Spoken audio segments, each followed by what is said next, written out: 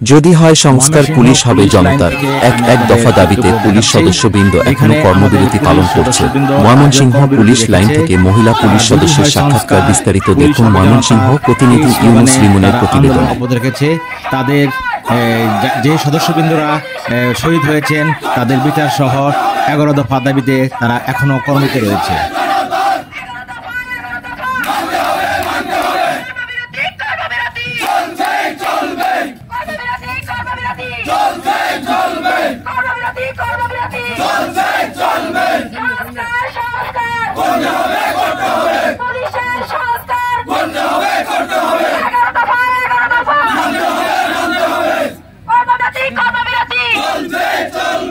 যদি হয় সংস্কার, পুলিশ হবে জনতার। যদি হয় সংস্কার, পুলিশ হবে জনতার। যদি হয় সংস্কার, পুলিশ হবে জনতার। 11 দফা মানতে হবে, মানতে হবে। 11 দফা মানতে হবে, মানতে হবে।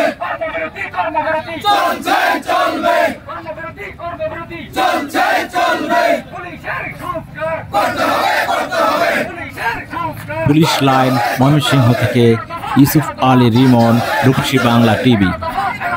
মানতে হবে, মানতে হবে। পুলিশের সংস্কার করতে হবে।